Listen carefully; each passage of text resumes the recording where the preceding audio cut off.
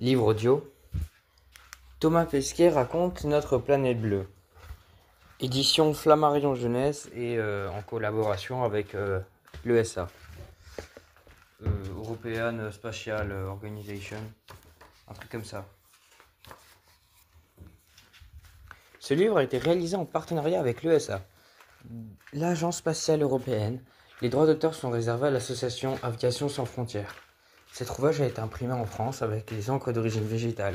Le papier est certifié PEFC, garantie d'une gestion durable des forêts. Plus jeune, j'ai toujours aimé prendre de la hauteur sur le monde, construire des cabanes dans les arbres ou m'attarder sur des cartes, bien réelles, ou issues de mon imagination. C'était une manière d'observer mon environnement de plus haut, d'essayer d'embrasser d'un regard les étendues les plus vastes possibles pour les étudier et les comprendre.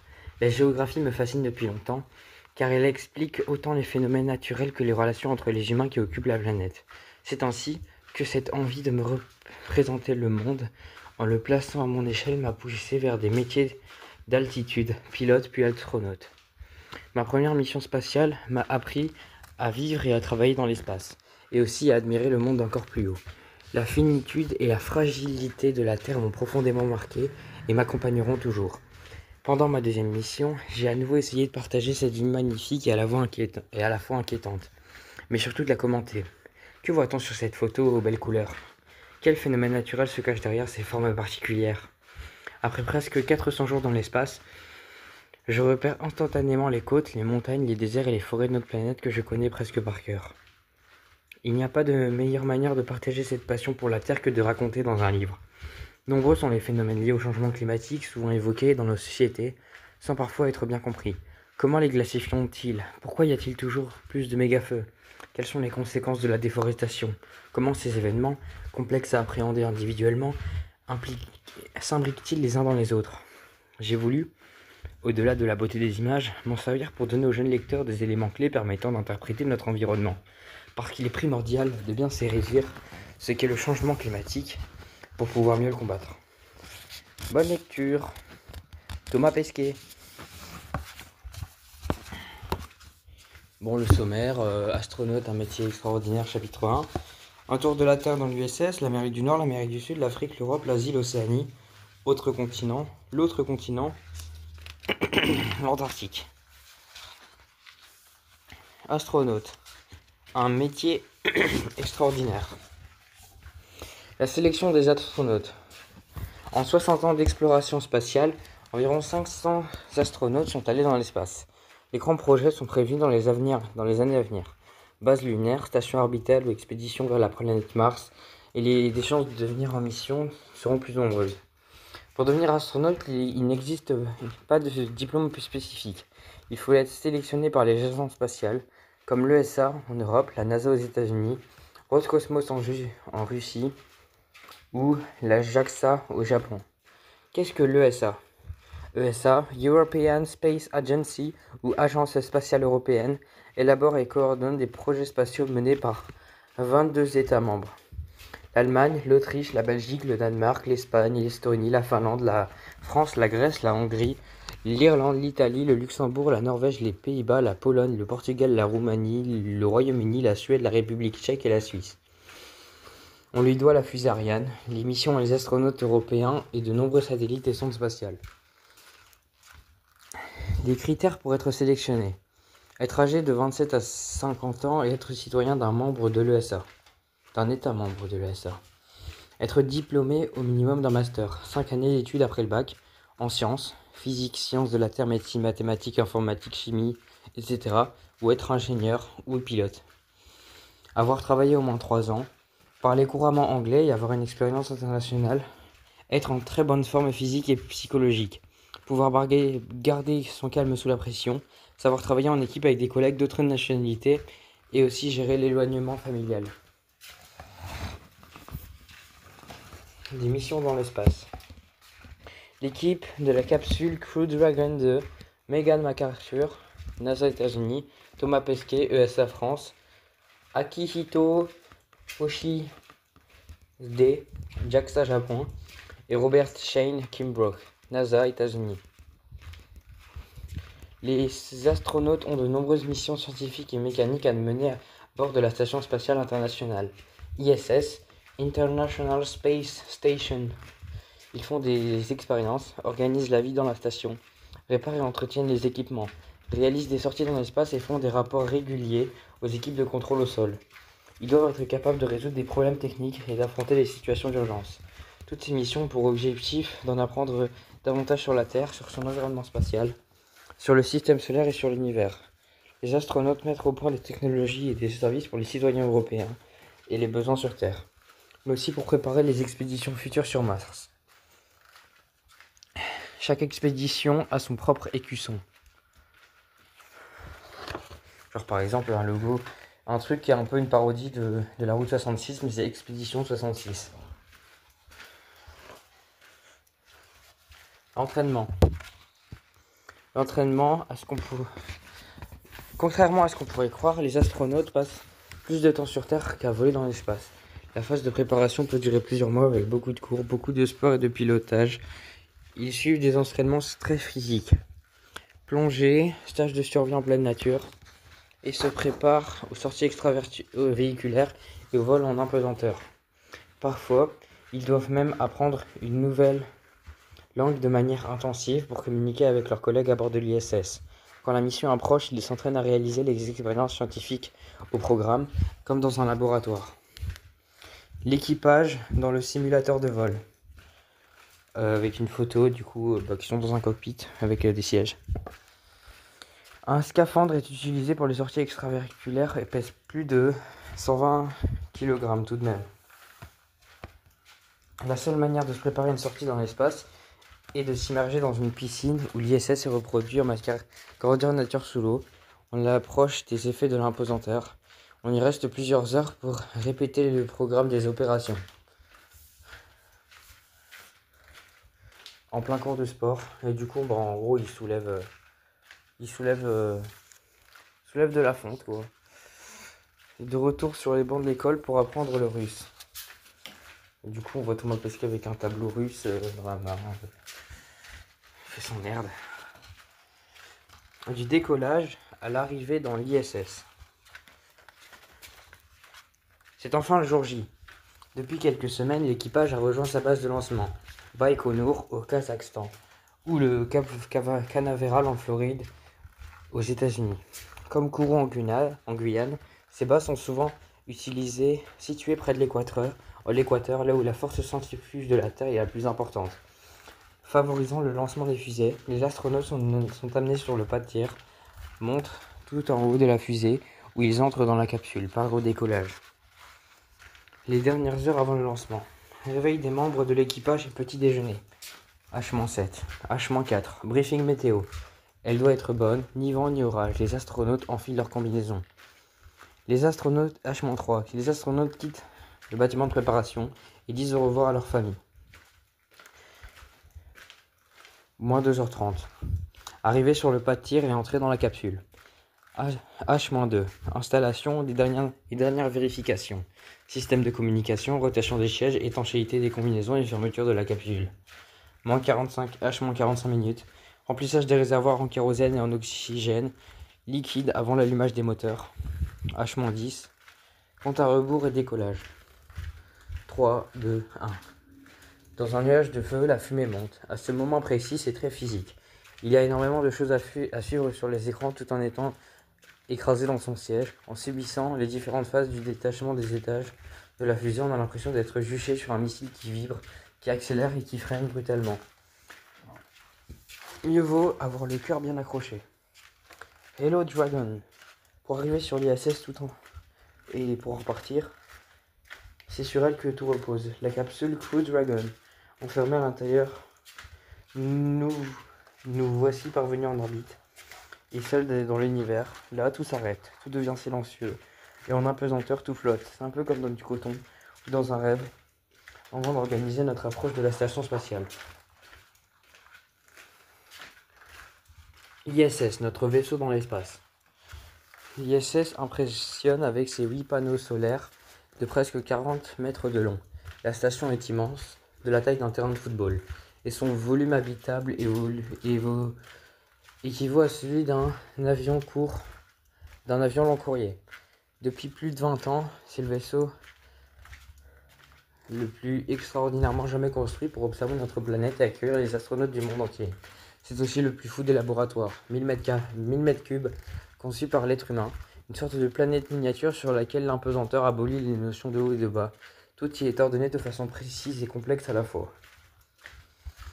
Alors, on trouve beaucoup de points. Il y a les panneaux solaires, il y a le SAS Quest pour sortie extravéhiculaire, le laboratoire japonais Kibo, le laboratoire européen Columbus, des bras robotisés, il y a la cupola. La coupole, en gros, c'est une grosse vitre d'où on peut voir un peu partout la Terre. Et simplement pour faire des observations et des photos. Plateforme externe japonaise et son bras robotisé. Il y a la capsule Soyuz. Il y a le module de service Zvezda. Il y a le vaisseau cargo Cygnus. Il y a le laboratoire américain Destiny, le vaisseau cargo Progress, le port d'arrimage pour la capsule Dragon. Il y a le module de stockage Zarya. Il y a le module de stockage Leonardo. Et il y a le radiateur régulateur de température pour l'ISS. Donc ça fait pas mal de trucs différents. Les expériences scientifiques. L'ISS est un laboratoire de pointe où les scientifiques utilisent l'environnement spatial et en particulier l'impesanteur pour mener des recherches et obtenir des résultats inaccessibles sur Terre. Tous les jours, les membres d'équipage accomplissent des tâches techniques très chronométrées. Ils sont les yeux et les oreilles des équipes au sol et les cobayes d'expériences complexes et innovantes. Vaccins, traitements médicaux, nouvelles technologies, la liste est longue. C'est aussi grâce aux études menées aujourd'hui à bord que seront possibles les missions de demain vers la Lune ou Mars. Des équipements de pointe. Chaque module laboratoire de l'ISS héberge de nombreux instruments de recherche, regroupés par thème dans de véritables armoires installées sur les parois, chacune avec sa spécialité. Ici au plafond, le Fluid Science Laboratory, où on étudie le comportement des fluides et des mousses en apesanteur. En plein travail. Il faut assurer le repas bi-hebdomadaire des tardigrades, ces créatures microscopiques qu'on surnomme parfois oursons d'eau. Elles sont incroyablement résistantes, capables de survivre à des environnements extrêmes sur Terre, comme dans l'espace. Cultiver dans l'ISS. Faire pousser des plantes, des fruits ou des légumes dans l'espace, c'est possible, pour faire avancer l'agriculture sur Terre ou pour des futurs voyages spatiaux très longs. On étale du terreau que l'on recouvre de film plastique et qu'on arrose en injectant l'eau avec une seringue. Grâce à un éclairage automatique alternant jour et nuit, on a mis 3 jours à faire pousser des piments, 3 mois à faire pousser des piments. La récolte reste un excellent souvenir pour tout l'équipage. Du coup, on voit des piments qui flottent dans la station spatiale internationale, tranquillement. La maintenance et la logistique.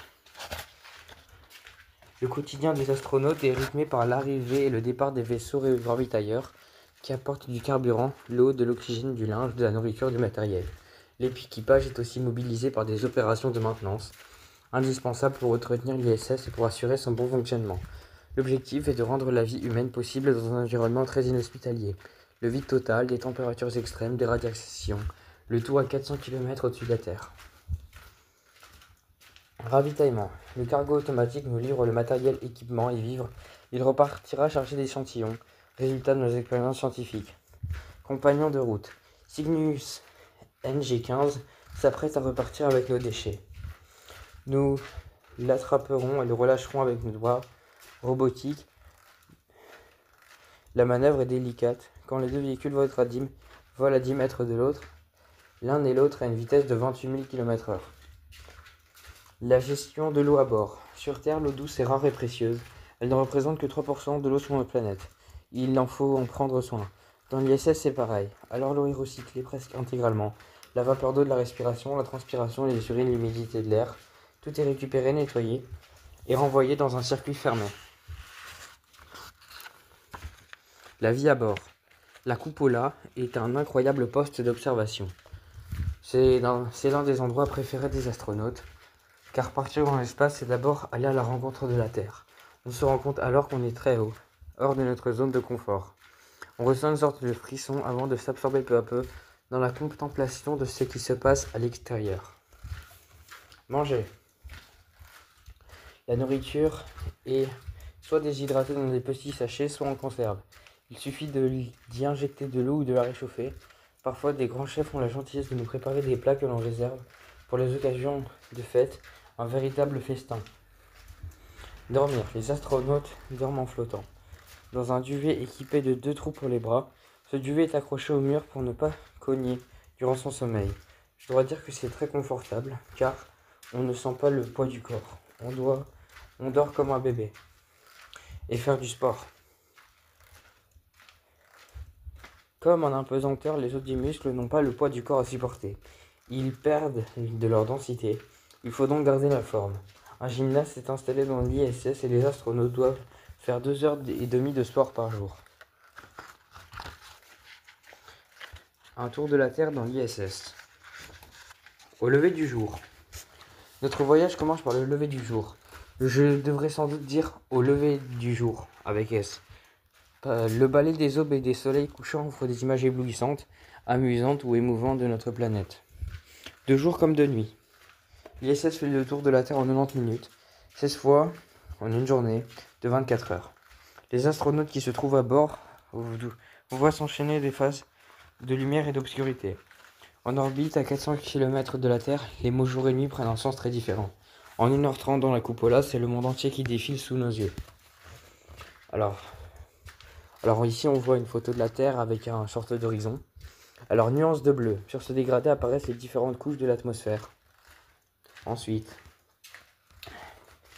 lever de soleil sur la Terre. Les éclats se réchauffent d'abord doucement, puis c'est le grand éclat. Du coup, on voit un genre de lever de soleil. En gros, c'est comme si tu voyais une photo de lever de soleil, mais la différence, c'est que au-dessus, on voit toutes les couches de l'atmosphère, parce que on n'y est plus dans l'atmosphère.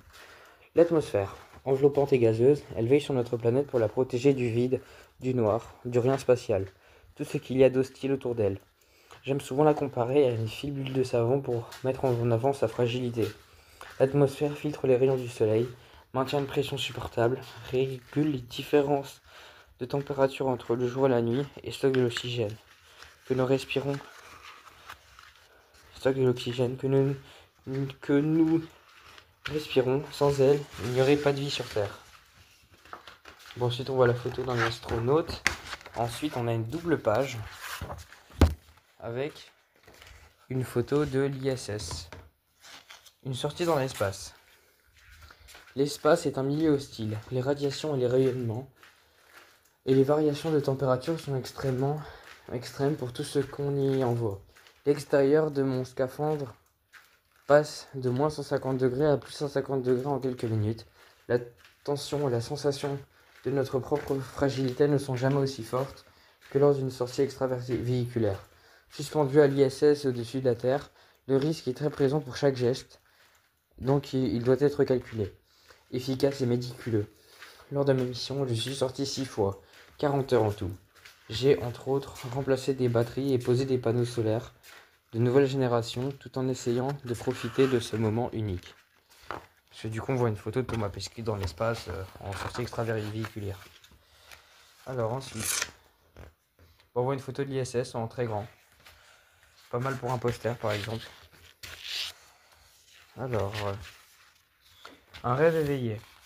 En approchant la tête près du hublot, on peut observer défiler lentement et oublier la structure de l'ISS. C'est un sentiment incroyable, celui de voler seul, sans vaisseau, comme dans un rêve. La nuit, les étoiles plein les yeux. C'est ainsi que notre voyage autour de la Terre déroule. La tête dans les étoiles au milieu de l'immensité de l'espace. Ordre de grandeur. Le Soleil représente 300 000 fois la masse de la Terre. Et ce n'est qu'une petite étoile comparée à certains mastodontes de la Voie lactée. Elle-même loin de rivaliser avec d'autres gigantesques constellations, observés par des télescopes puissants, à des milliers d'années-lumière. Quand on se rappelle ces ordres de grandeur, attention au vertige, nous sommes si peu de choses. L'urbanisation et la densité de population. Très visible depuis l'espace, la nuit, les lumières des villes révèlent une concentration des populations et des réseaux de routes et de communication. C'est à la fois beau et inquiétant, car les endroits sombres sont souvent hostiles. Mais ceux très éclairés impactent sans doute trop l'environnement. D'ici à 2050, près de 70% de l'humanité vivra en Belgique. Les équilibres vivra en ville. Les équilibres sont de plus en plus fragiles. Point de vue. J'ai pris cette photo à travers du hublot sur les côtés de la station pour une vue imprenable sur l'espace et la Lune. On y voit les cratères lunaires et la mer de la Tranquillité, en partie dans l'ombre, où l'humain a posé ses premiers pas en 1969 pendant la mission Apollo 11. New York, la mégapole américaine. Partie l'Amérique du Nord. Page 37. Première étape en Amérique du Nord, New York, surnommée Big Apple ou la grosse pomme. De l'espace, on constate à quel point la ville est dense et peuplée. New York figure parmi les plus grandes villes du monde avec Tokyo au Mexico. Elle est aussi incroyable qu'emblématique avec sa statue de la liberté, ses gratte-ciels ou Central Park. Alors, du coup, de gauche à droite. Du coup, le sud de l'île de Manhattan, il est à gauche, et le nord de l'île de Manhattan, il est à droite. Liberty Island, cette petite île inhabitée accueille la célèbre statue de la liberté. La pollution lumineuse. New York ne dort jamais. Ici, comme dans beaucoup de zones urbanisées, les lumières artificielles de la ville rendent le ciel nocturne et ses étoiles difficiles à observer. Un fleuve dans la ville. L'Hudson serpente et reflète l'ombre des buildings de Manhattan. Ground Zero. Ce mémorial rappelle avec émotion le site où se dressaient les deux tours jumelles. Le World Trade Center aujourd'hui s'y élève la Freedom Tower, le plus haut gratte-ciel de la ville. Brooklyn. New York est divisé en 5 arrondissements nommés boroughs. Brooklyn, Manhattan, le Queens, le Bronx et Staten Island. Une oasis de verdure. Central Park impose ses 340 hectares d'arbres, de sentiers et de lacs artificiels parmi les gratte-ciels. Un vrai poumon vert pour les New-Yorkais. Et du coup, on voit une quantité incroyable de détails. Vraiment, il y en a. On pourrait passer des heures sur cette image. Ensuite, les incendies en Californie. Derrière cet épais voile de fumée, avance sur la plaine de Californie du nord vers San Francisco et sa baie, se cache un immense incendie. Écran de fumée. Voici les flammes vues au téléobjectif près de Sequoia Park. C'est un sentiment étrange d'observer de tels phénomènes dévastateurs depuis l'espace. On se sent impuissant sans pouvoir s'empêcher de penser aux populations affectées et aux professionnels qui luttent sur le terrain. Les méga-feux. À cause des sécheresses et de la chaleur, les incendies se transforment parfois en méga-feux. Très difficiles à arrêter, ils sont souvent liés à l'activité des humains et dévastent des parties tout entières de notre planète, touchant les animaux, les plantes, les forêts. De l'espace, j'ai pu observer les flammes à l'œil nu et les régions entières englouties sous des fumées ou des cendres. Les chutes du Niagara. Les chutes séparent les États-Unis du Canada. Elles sont spectaculaires et leur débit est le plus important du monde. Les rapides des gorges sont bien visibles ici. Énergie. Les chutes sont menacées par l'érosion, l'usure de l'écorce terrestre de l'eau. Heureusement, ce phénomène a été ralenti notamment grâce à la création des centrales hydroélectriques, permettant de détourner le débit d'eau croissant de la rivière du Niagara. Le Mexique, terre de diversité. Peu de pays offrent, vu de l'espace, des paysages aussi contrastés que le Mexique, dont les formes et les couleurs se mélangent ici en un joli patchwork de terres agricoles. Me fait penser à un des piments ou des poivrons, avec près de 2 millions de km². Ce vaste état est bordé à l'ouest par l'océan Pacifique et à l'est par le golfe du Mexique.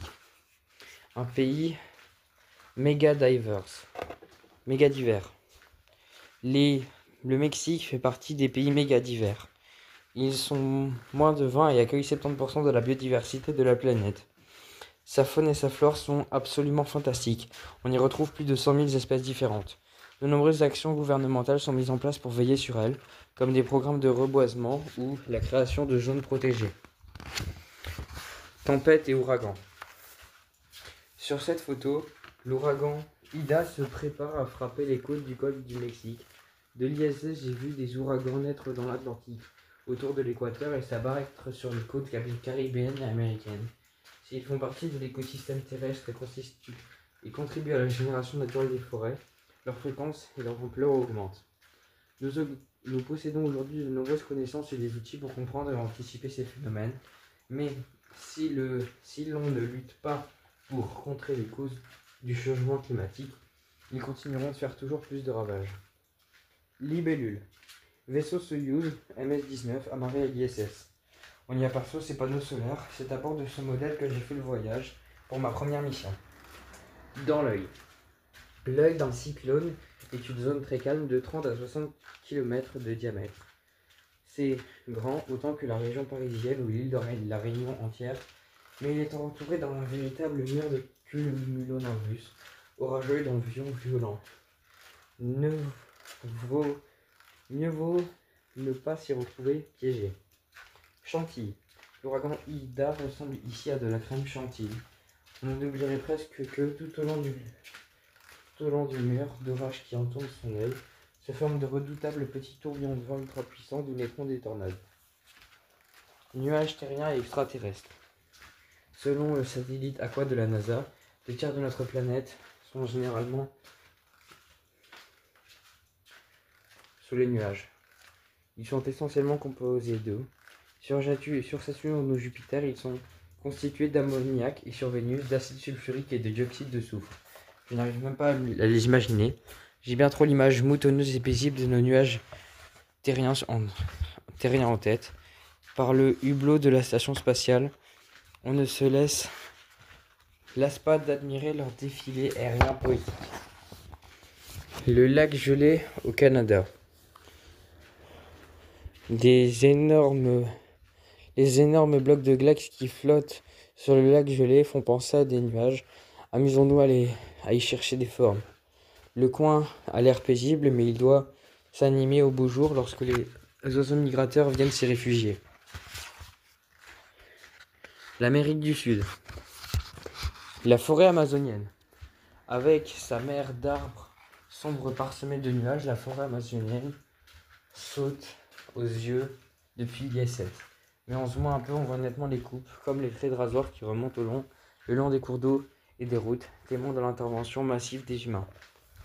La déforestation. Si la déforestation peut avoir des causes naturelles, comme les incendies dus à la fraude ou les maladies, elle est la plupart du temps d'origine humaine. 20% de la forêt amazonienne a disparu en 50 ans. En détruisant les arbres, on fait peser une menace sur les mammifères, les oiseaux et les insectes. Certaines espèces pourraient même disparaître. Heureusement, la lutte contre la déforestation est devenue un danger mondial lors de la COP26 en 2021. Plus de 100 pays se sont engagés à arrêter la déforestation d'ici 2030. COP signifie Conférence des parties. Depuis 1995, ces grandes réunions internationales sont organisées pour lutter contre le dérèglement climatique. Salvador de Bahia. Faisons cap vers le Brésil, à Salvador de Bahia, la plus grande métropole du nord-est du pays. Construite sur une péninsule, la ville longe la baie de Tous les Saints qui s'ouvre sur l'océan Atlantique. Ville de football, le cliché illustre parfaitement la passion nationale du Brésil. Le cercle blanc qui se démarque est bien sûr un stade de football, celui de Fonte Nova. Canoane, dans l'archipel des Grenadines. Cette île au sud des Antilles fait partie du groupe des petits États insulaires en développement, PEID. Il produit seulement 1% des émissions mondiales du CO2, cependant ils sont aux premières loges du réchauffement climatique. Menacés par la montée des eaux et l'augmentation des phénomènes météo extrêmes.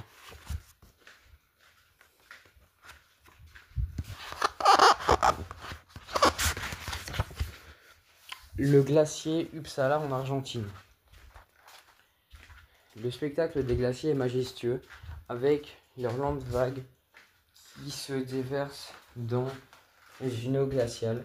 Leur recul est visible depuis l'espace et les satellites d'observation permettent de confirmer le changement climatique. Grâce à eux, on sait que ce glacier a reculé de 9 km depuis 1985. La fonte des glaces.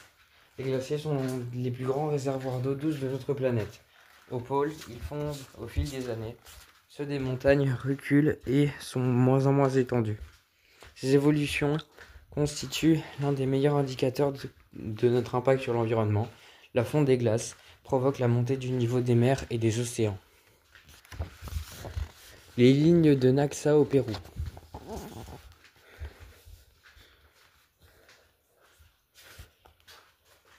J'ai dû patienter plusieurs mois avant de pouvoir enfin prendre des photos des mystérieuses lignes de Naxa. On ne les voit pas à l'œil nu depuis l'espace, mais on m'a bien aiguillé pour viser au bon endroit. Observons ces grandes lignes. Si on pouvait zoomer encore beaucoup sur cette photo, on verrait une araignée, un colibri et beaucoup d'autres motifs. Les géoglyphes. Ce sont des grandes figures dessinées au sol. Elles représentent des animaux de longues tiges qui s'étirent sur plusieurs kilomètres dans le désert. Tracées il y a plus de 2000 ans, elles ont été conservées grâce au climat extrêmement sec. Selon l'archéologue Maria Reich, qui leur a constaté sa vie, ces lignes auraient servi de calendrier solaire. Les lignes de Nazca, du coup. Les marais salants en Bolivie. Pêcher dans des montagnes de la cordillère des Andes, voici le plaisir des yeux. Les marais salants aux multiples nuances de vert dans leur quadrillage. Ce bassin d'extraction se trouve au beau milieu du plus grand désert au sel du monde, le Salar d'Uyuni, situé à plus de 3650 mètres d'altitude. Le Salar d'Uyuni, il y a 40 000 ans, c'était la plus grande étendue d'eau salée. Une grande étendue d'eau salée, un lac préhistorique qui s'est asséché depuis pour former ce grand plateau. Gros plan. J'adore zoomer sur les marais salants avec différents grossissements pour m'en rendre compte de l'immense surface qu'ils représentent. Le Caire, l'Afrique. Le Caire et ses pyramides.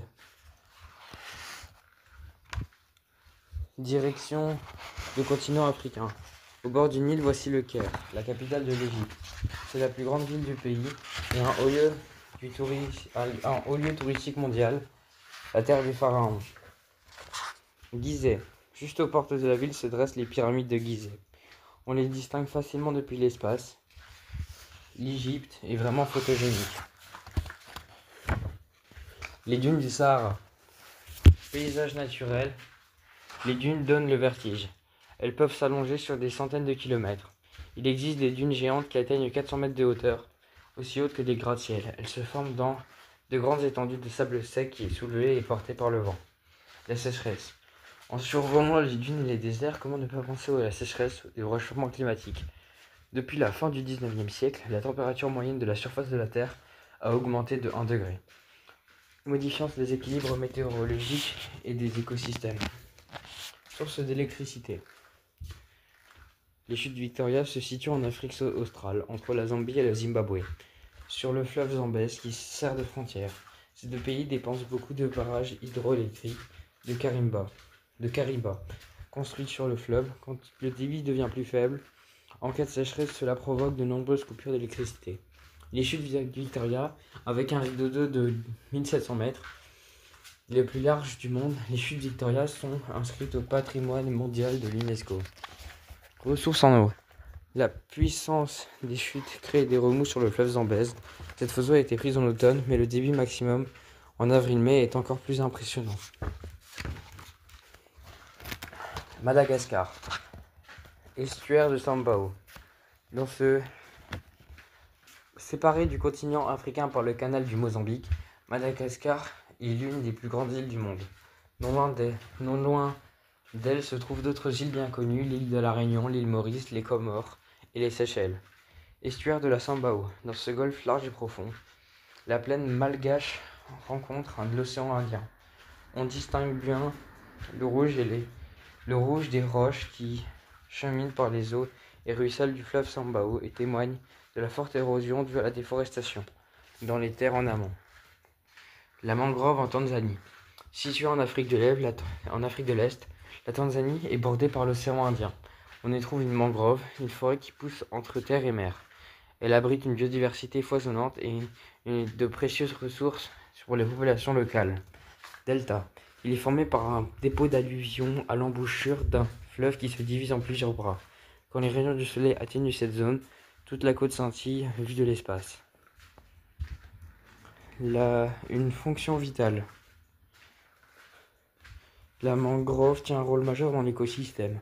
Une véritable zone tampon, elle protège les côtes de l'érosion et une étonnante capacité de dépollution. Dakar, en Afrique de l'Ouest. L'urbanisation. Ce joyau du littoral africain est aujourd'hui confronté à une urbanisation ultra rapide. En 1970, Dakar comptait 400 000 habitants contre plus de 4 millions aujourd'hui. Elle fait face à un immense défi environnemental, conjuguer son dynamisme économique avec la protection d'une faune et d'une flore fragile et unique. Art graphique. Rien de moins monotone qu'un désert. À chaque coup de zoom, c'est encore un autre univers qui se révèle. Ces formes du Sahara sont inspirées de l'art contemporain. Semble inspiré. Nuage de sable. Cette tempête de sable est impressionnante. Je me demande combien de tonnes de sable peut-elle avoir déplacé et sur quelle distance. Parfois jusqu'à plusieurs milliers de kilomètres. Les tempêtes de sable. On les retrouve dans les déserts froids et les déserts chauds. Ce phénomène est en réalité un peu plus compliqué qu'il n'y paraît. D'abord parce que les tempêtes de sable sont parfois des tempêtes de poussière, lorsque les vents violents balaient la terre et les sols desséchaient. Ensuite parce que ces vents ne transportent pas tous du sable ou les poussières avec la même puissance, donc à la même distance. L'Europe. Venise. Théâtre européen.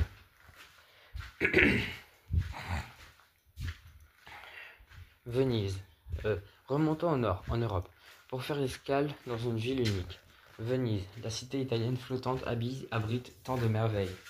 Sa lagune, ses ponts, ses palais sur pilotis, son balai de gondoles, son tracé, facilement reconnaissable depuis l'espace, offre un visage changeant selon les reflets de la lumière sur l'eau. La place Saint-Marc. Au bord du Grand Canal, la basilique Saint-Marc domine ainsi que le palais des Doges et de Campaline, le cœur de la ville. La place fait palpiter celui de bien le cœur de la ville. La place fait palpiter celui de bien des visiteurs. Rialto. Si célèbre et si visité, le pont de Rialto enjambe le Grand Canal avec élégance. Le Lido. Le Lido s'étire entre la lagune et la mer Adriatique. Un simple tour en vaporetto, embarcation utilisée pour le transport public à Venise, conduit à ce cordon littoral. L'Acqua Alta. Les Acqua Alta, inondations dues à un pic de marée entre l'automne et le printemps, submergent parfois certaines parties basses de la ville, comme la place Saint-Marc. Les serres en Espagne. L'agriculture intensive. Parce que la population mondiale ne cesse d'augmenter, les besoins alimentaires se font de plus en plus importants. L'emploi d'engrais, de pesticides et l'utilisation de grosses machines agricoles abîment la nature. Cela provoque des pollutions des eaux et des sols, la détérioration des habitats naturels des animaux, voire la disparition de certaines espèces. Il faut trouver des manières de produire la nourriture plus respectueuse de l'environnement.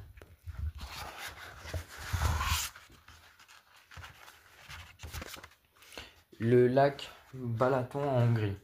Ce lac de d'eau, c'est l'un des plus grands d'Europe centrale, long de 80 km. Il est très peu profond, mais bien sûr, cela ne se voit pas depuis l'ISS. Il se reconnaît instantanément depuis l'espace grâce à sa forme caractéristique et surtout à sa couleur qui, à la fois menthe à l'eau et bleu turquoise. Le Vésuve est nerveux. Ce légendaire volcan surplombe la baie de Naples, grande cité italienne et méditerranéenne. Sa dernière éruption date de 1944 et la plus connue a détruit la ville de Pompéi. Au temps des Romains, de type explosif, il est considéré comme l'un des volcans les plus dangereux au monde. Impressionnant. Les montagnes et les volcans sont toujours spectaculaires à photographier. On aperçoit bien le cratère du Vésuve avec ses 400 mètres de diamètre. Les volcans. Il existe environ 1500 volcans sur l'ensemble de la Terre. Une soixantaine d'entre eux entrent en éruption chaque année. Les autres sont en sommeil. Les volcans sont considérés comme éteints parce qu'ils ne sont pas entrés en activité pendant plus de 10 000 ans. Mon pays vu de l'espace. Sur cette photo, la France apparaît presque en entier au moment du passage de l'ISS au-dessus de la mer Méditerranée.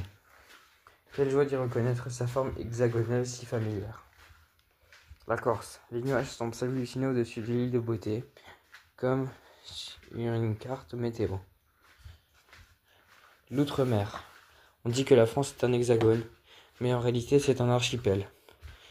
Elle est le seul pays au monde à être présent dans 3 océans, grâce à ses départements et ses territoires d'outre-mer, au nombre de 12. Je laissais souvent chercher du regard, en volant autour de la planète, de la Réunion et son volcan actif, le piton de la Fournaise, à la Guadeloupe qui ressemble à un papillon volant sur l'Atlantique, en passant par la Guyane et sa forêt impénétrable, et la presqu'île de la Caravelle en Martinique et ses aires d'hippocampe. Le territoire français est incroyable. Il y en a des petits morceaux partout, comme ici, à Maupiti, en Polynésie. Paris. De l'espace, c'est impossible d'aller boire un café en terrasse ou de profiter d'un restaurant entre amis. Belle considération. Photographier la vie lumière de nuit en imagination, mais mes compatriotes se promenaient dans les rues au sud. On aperçoit distinctement l'aéroport d'Orly, incontournable nœud de transport français. Gibraltar. Le détroit est une double frontière, celle entre l'Europe et l'Afrique d'une part, entre la Méditerranée et l'océan Atlantique d'autre part. Il y a quelque chose de poétique dans la façon dont le Maroc et l'Espagne semblent vouloir se toucher. Du bout des doigts, on dirait presque la scène de la chapelle Sixtine peinte par Michel-Ange. Non. Détroit de Gibraltar. L'océan Atlantique et la mer Méditerranée sont reliés par cet étroit bras de mer. Avec des nuances de couleurs et tout. L'Asie. Tokyo, capitale asiatique. Voici l'Asie et la capitale de l'Est, Tokyo, située dans la plus grande plaine littorale du Japon. La ville fait partie d'un immense ensemble urbain, une mégalopole de plus de 100 millions d'habitants regroupant 80% de la population du pays. Objectif zéro déchet. La ville de Tokyo a engagé une grande campagne de réduction de ses déchets, en installant notamment dans la baie une usine de traitement ultra performante. Les ordures de ces 23 arrondissements y sont traitées, réduites puis enterrées. Le recyclage est au cœur de l'engagement de Tokyo qui demande aux entreprises de participer activement à cet effort indispensable. Vibrant. Le quartier de Shibuya, très animé, et son avenue Omotesando, surnommée Champs-Élysées de Tokyo. La tour de Tokyo, petite sœur en âge, bâtie en 1958, mais grande sœur en taille, 332,6 mètres. La tour de Tokyo ressemble à la tour Eiffel, mais en rouge et blanc. Le palais impérial, la résidence de l'empereur du Japon, dans le quartier de Chiyoda. Le festival. Le parc Ueno, si connu pour son festival des cerisiers en fleurs au printemps, est un enchantement que j'ai découvert lors de mes entraînements au Japon. Les JO, le stade international dans l'arrondissement de Shinjuku a accueilli les Jeux Olympiques d'été de Tokyo en 2021.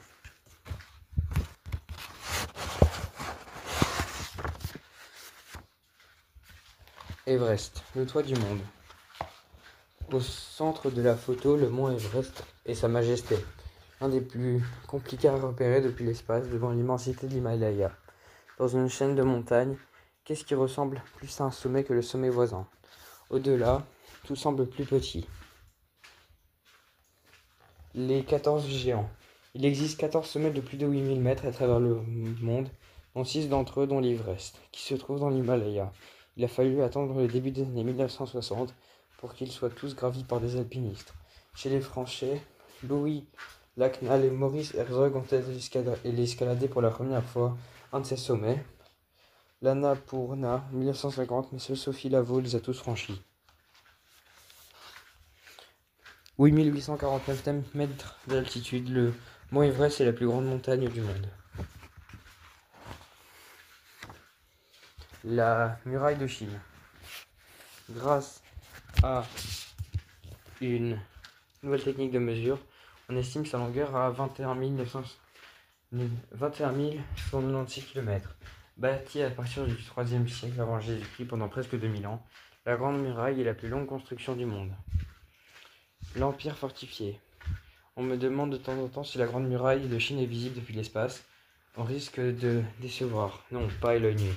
Quand on sait exactement pointer son appareil, on peut la prendre en photo au téléobjectif. Malgré sa météo brumeuse, on distingue bien le mur qui serpente les crêtes au nord de Pékin. Train. Mon regard a été attiré par les formes de couleurs et... autre lieu, le désert de Gobi. Il se situe entre la Chine et la Mongolie. Grand comme 2 fois la France, c'est l'un des plus vastes déserts du monde. Train. Mon regard a été attiré par ces formes et ces couleurs étranges en plein désert de Gobi. Il s'agit en fait de la ville frontière d'Erenhot entre la Chine et la Mongolie. On y remarque la voie ferrée qui traverse celle du mythique transmongolien, le train qui relie la ville d'Ulan-Ude en Russie à Pékin en Chine. Les montagnes de Mongolie. Les neiges éternelles. En Asie, les territoires immenses de la Mongolie s'étirent entre la Russie et la Chine. Plus bas dans les plaines, de nombreux Mongols sont nomades et traversent leur magnifique et immense pays à cheval comme leurs ancêtres, il y a des millénaires. Les neiges éternelles. Sur certains sommets et à haute altitude, la couverture neigeuse ne fond jamais. Même aux saisons chaudes, la neige s'accumule. Ces diverses couches se tassent et deviennent compactes jusqu'à former des glaciers.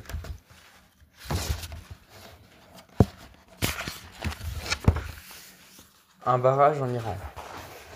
Devant le lac de barrage de Karken, je suis fasciné par toutes ces nuances de bleu et leur contraste avec la terre aride aux alentours. Ici, cette couleur semble rendre hommage à une grande tradition iranienne depuis plus de 2000 ans, la production de précieuses turquoises. Accès à l'eau. En stockant l'eau régulièrement du débit des rivières, le barrage joue un rôle essentiel. L'irrigation, l'alimentation en eau potable, production d'énergie. On voit ici le barrage et son usine hydroélectrique.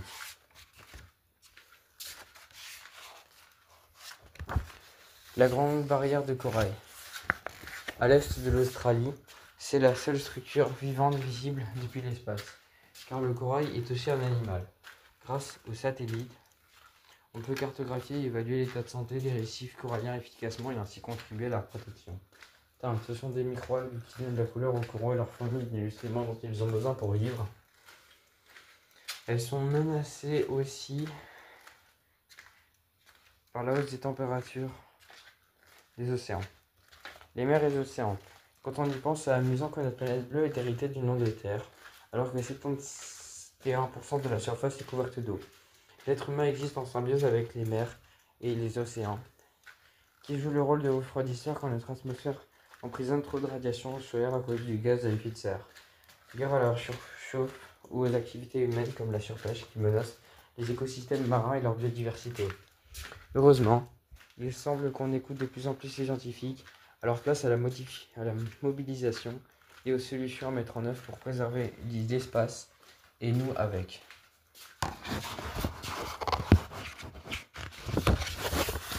L'Australie, un pays continent. Le bush. Il fait partie intégrante de l'identité australienne. Cette région très isolée se divise en 2 écorégions. Le bush du sud et le bush du sud-ouest et le bush du sud. Le bush accueille une faune et une flore typiques. On y croise des kangourous, des wapitis et des koalas. Il fait chaud et sec toute l'année et les incendies menacent souvent. Une loi pour protéger le climat. L'Australie fait de la réduction des émissions de gaz à effet de serre une priorité. Les gaz retiennent la chaleur solaire et d'origine humaine dans l'atmosphère terrestre et contribuent au réchauffement de la planète. Une loi a été récemment votée pour obliger les entreprises les plus populaires, mines de charbon, centrales à gaz, à réduire leurs émissions. Melbourne, cité de culte et de sport. Cap vers l'Australie jusqu'à Melbourne. C'est la première ville de l'hémisphère sud à avoir accueilli les Jeux Olympiques en 1956. On dit qu'il y fait bon vivre. En dessous, la baie de Port Phillip s'ouvre sur le détroit de Bass, dans l'océan Indien. La City. Les gratte-ciel y côtoient des bâtiments victoriens plus anciens. Une halte à Federation Square, lieu culturel incontournable, s'impose quand on déambule dans le quartier. Marché. À la fois une institution et une attraction touristique. Le Queen Victoria Market est un lieu historique qui date de 1878. MCG, le Melbourne Cricket Ground, accueille près de 100 000 personnes. C'est l'un des plus grands stades du monde. En face, on aperçoit le Melbourne Park, où se déroule chaque année le tournoi de tennis de l'Open d'Australie.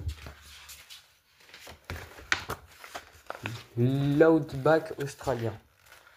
Célèbre pour le plus grand monolithe du monde, l'édifice rocheux d'Uluru, ses parcs nationaux Kakadu et West MacDonnell Ranges, Kings Canyon et sa terre rouge, l'Outback fait rêver.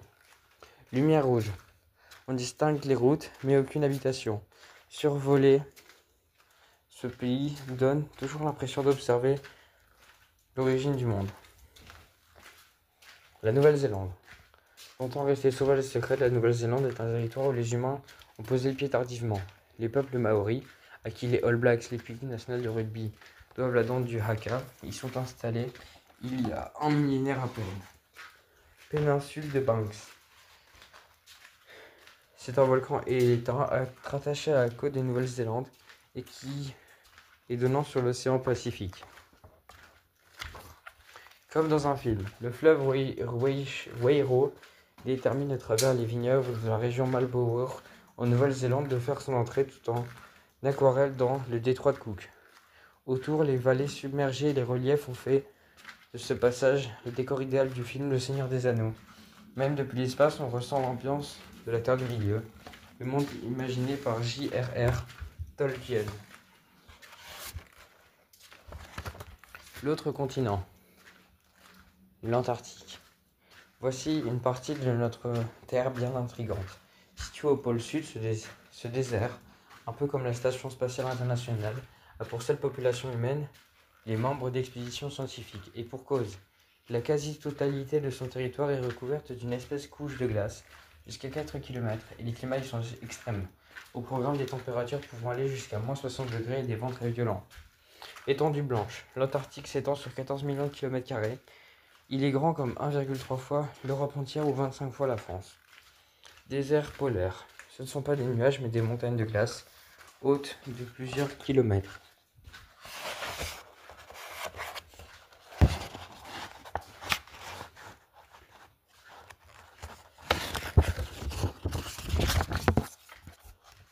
Les aurores polaires.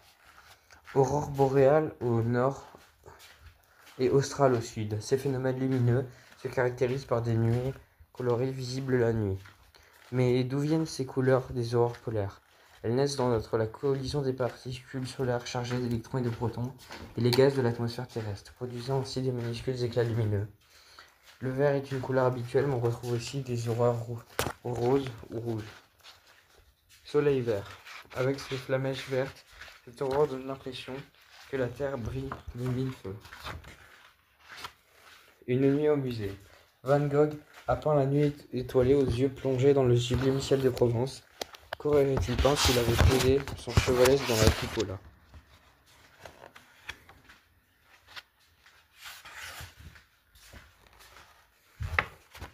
Et ensuite, on voit un satellite qui traîne dans l'espace. Aviation sans frontières France. Plus de 40 ans au service de l'humanitaire. Aviation sans frontières est une association de bénévoles dont beaucoup sont des pilotes professionnels. Nous utilisons l'aviation pour accéder aux populations très isolées qui n'ont pas accès aux soins. Chaque année, nous transportons du personnel et du matériel santé. Nous évacuons des malades ou blessés, notamment des enfants, pour les faire opérer en France. Nos 1000 bénévoles, qu'ils soient pilotes, mécaniciens, accompagnateurs ou logisticiens, sont fiers de prendre part à la chaîne de solidarité et de l'humanitaire. ASF.fr, org.fr, machin chouette. Bon, c'est la fin du livre, mais je vais quand même le lire. La Terre est notre oasis, il faut la protéger. Embarquez avec Thomas Pesquet à bord de la Station Spatiale Internationale. Découvrez les missions des astronautes, leur vie dans l'espace et faites un tour du monde depuis la Cupola. Extraordinaire poste d'observation à plus de 400 km d'altitude. Avec ses photographes à couper le souffle, Thomas Pesquet partage sa passion pour notre planète bleue et donne aux jeunes lecteurs des clés pour comprendre les grands enjeux environnementaux parce qu'il est primordial de bien comprendre le changement climatique pour mieux pouvoir le combattre. Les droits d'auteur de ce livre sont réservés à l'association humanitaire Aviation sans frontières. Prix France, 19,95 €. Bisous bonus, ça a même pas duré 1 heure. Et oui.